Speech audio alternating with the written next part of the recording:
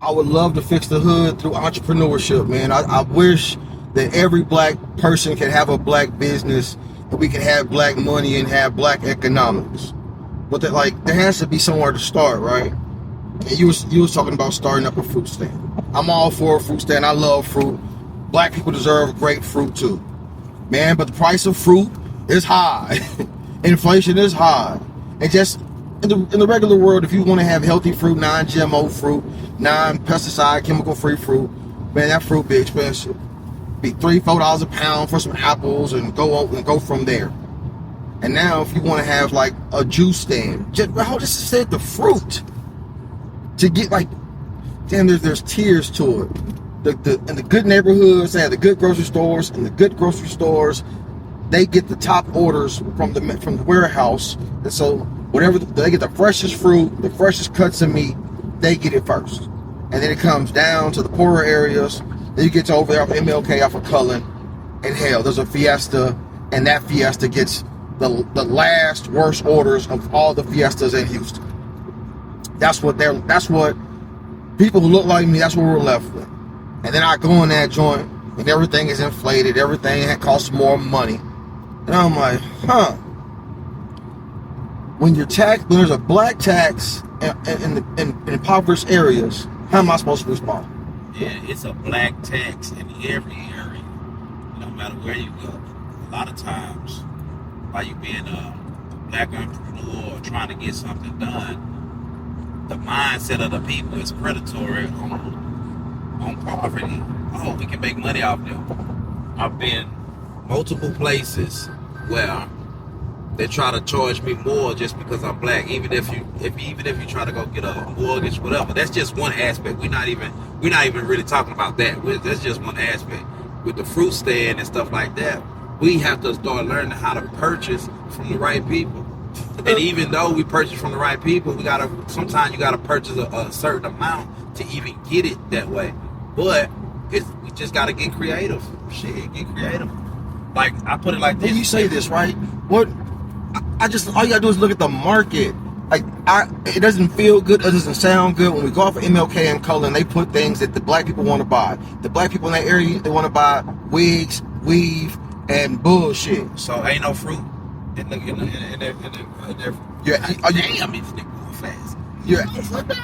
You're asking me, and I'm like, man, when you go to the grocery store, when you go to the little markets, no, there's very little fruit in there.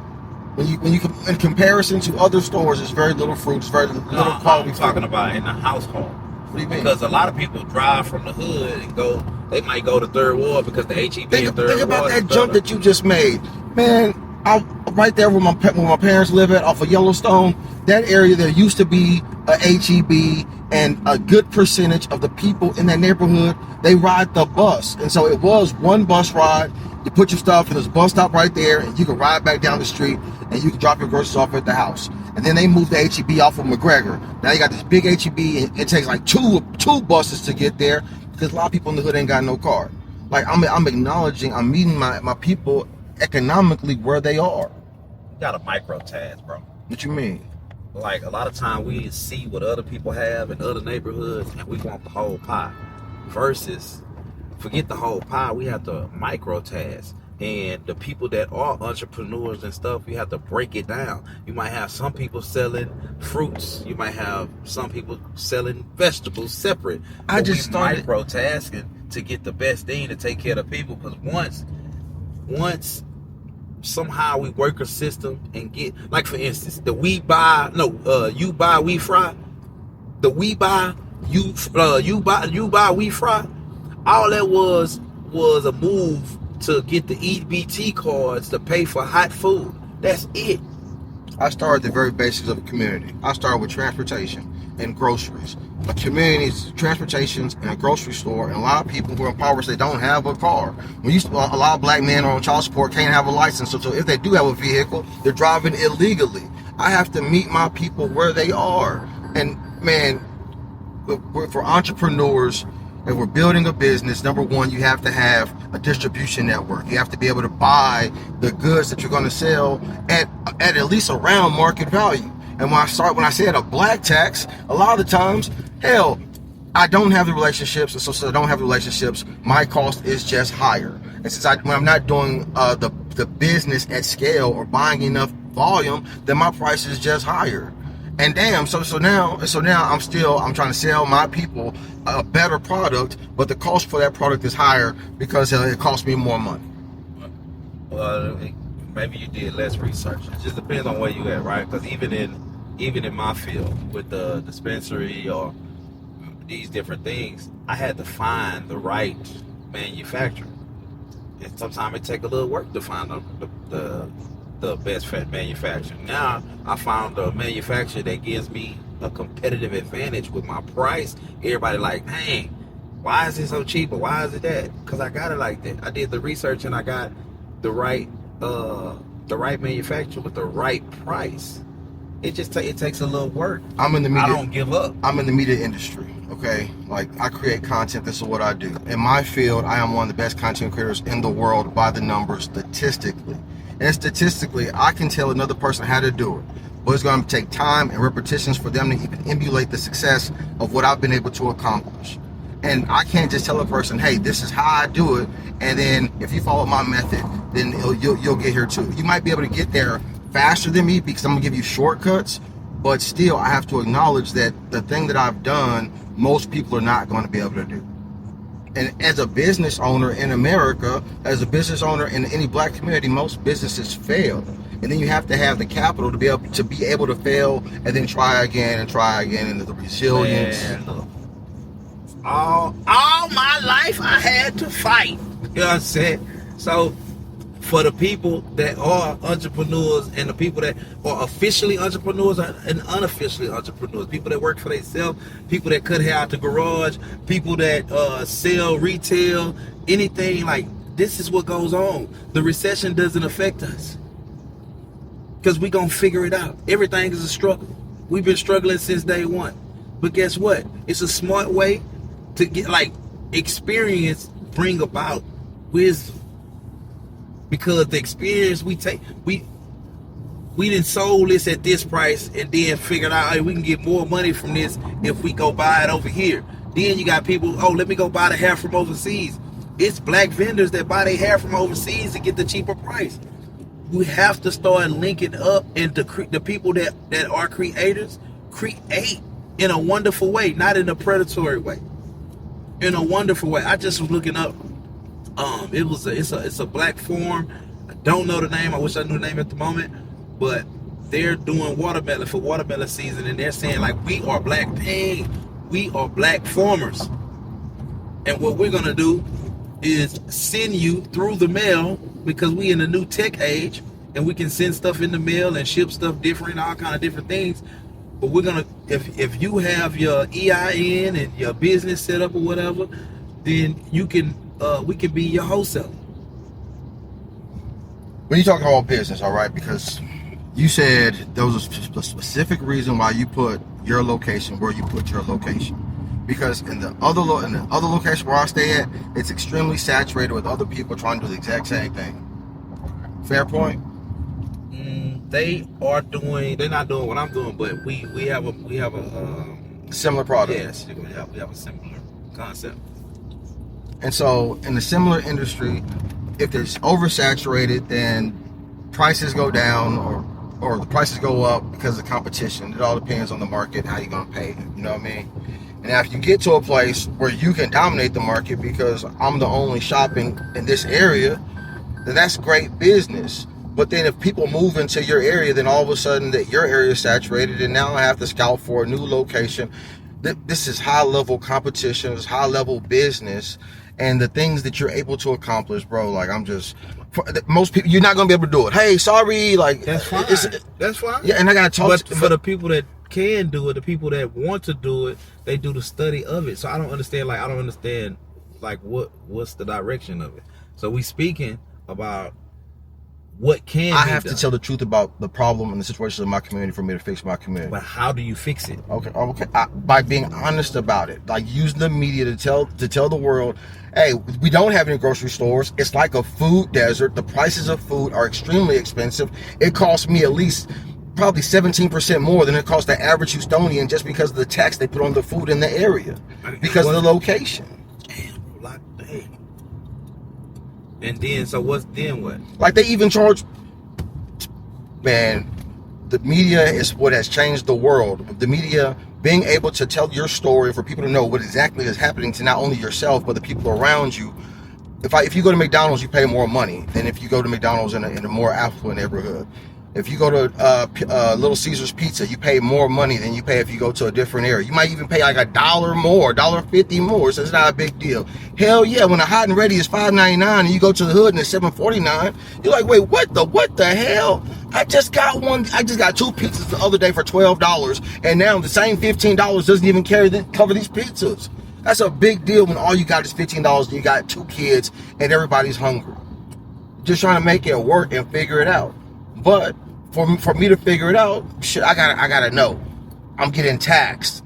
Right. So how do I change the tax? I gotta tell someone I am getting taxed. And then they're gonna tell me, well, you're getting taxed because that's the black tax because niggas steal. Man, first telling somebody and doing something totally different. When you tell people, oh, this is what's going on, don't get me wrong, it does strike an idea, because I talk to people all the time and it strikes idea in people like me.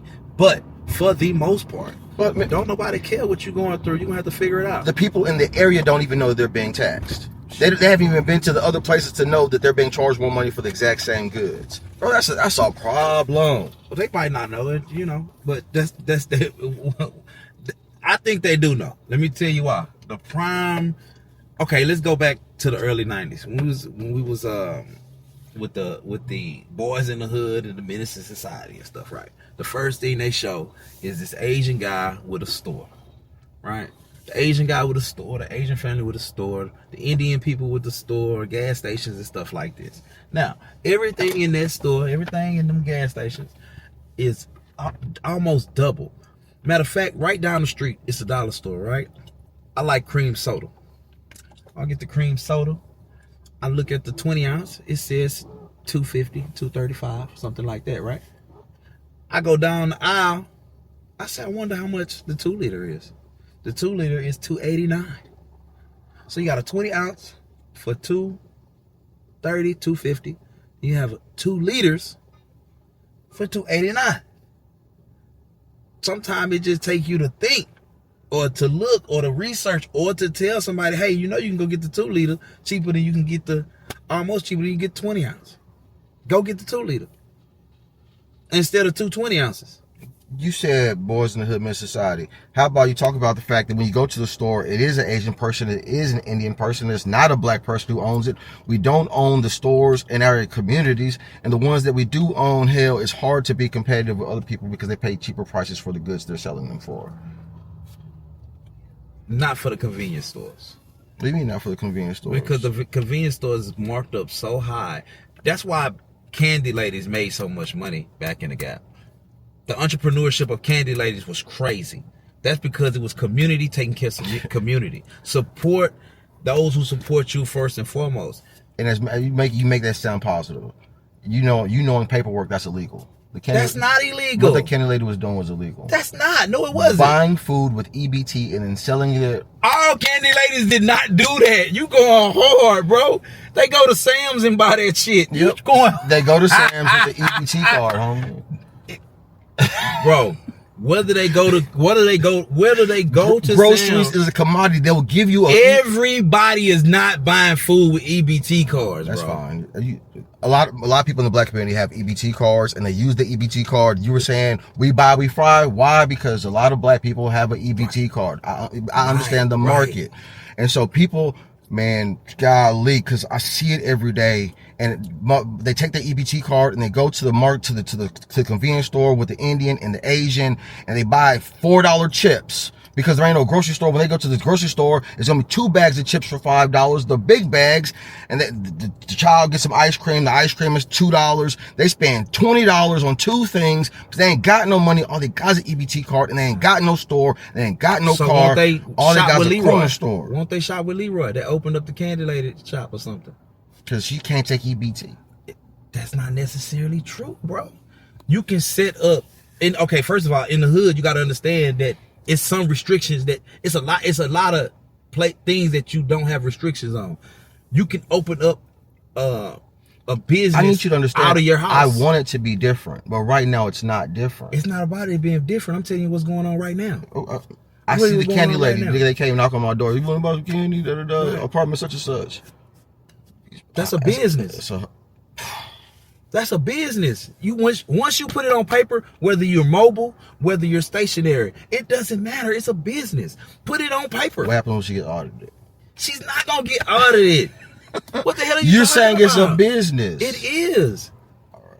If it's a business, you talking about being audited. Oh, where's your store at? We're mobile. What about Randy's truck?